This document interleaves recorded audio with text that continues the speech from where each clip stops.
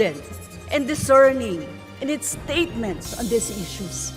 Buhay at kamatayan ang nangyayari sa mga mamamayan natin. Huwag naman kayong ganyan. Lalo na kung saksi tayo sa mga ganun. Paano ma-assure yung impartiality ng Department of Justice on the investigation conducted or to be conducted, given that the statements made by Secretary Remulla seems to be very biased against Jed and Janila and seems to have already painted the two environmental activists as part of the CPP-NPA. Parang pelikula na lang. Ito na lang nila uli na bumandera yung personalidad nila. Yes, kaya Angel, talking about pelikula, itong bago lang na nangyaring sa Congress kung saan ang Gabriela Party List na si Representative Arlene Brosas. Yeah, Arlene Brosas. Nakita natin kung paano siya umiyak.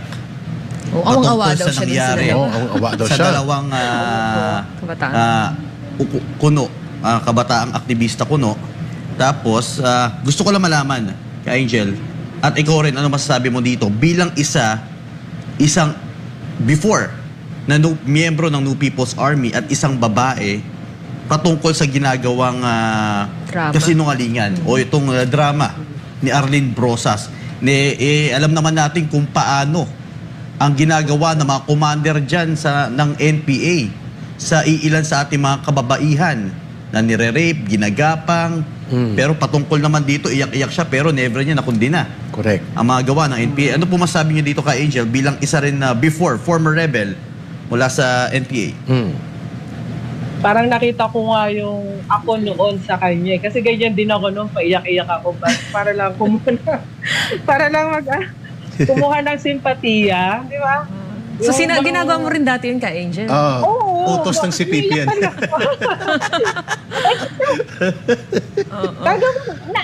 Kaya mabilis akong gumawa talaga ng luha eh.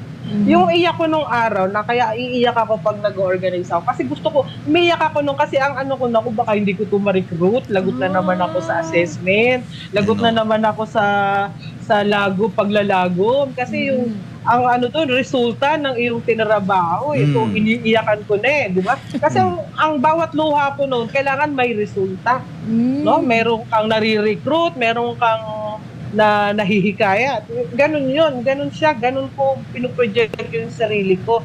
Kaya, yan yung dual na sinasabi nating personality. Kailangan mong umarte. Dual personality. Kailangan mong umarte ng kapani-paniwala ka.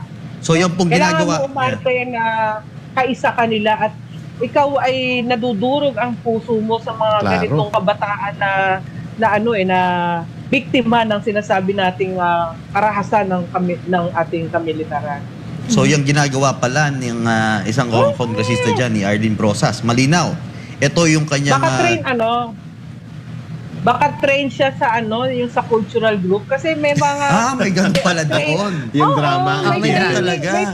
Ay, magaling pala talaga to. May training ng mga drama, sayaw, drama. Binuking talaga ni Kay Angel. Hindi kasi, totoo yun. May training yan. May cultural group training yan. So, nag-practice siya bago siya mag-privilege teach. Maganda yung sinabi ni Kay Angel Brother Franco sa sagot niya sa iyo. Yung pagkuha ng simpatya ng mga kasapi, kailangan ipakita mo sincero ka.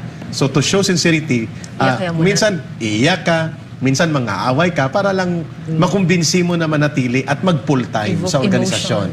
To win over the emotion. Tama si Kay Angel doon. May mga cultural training yan.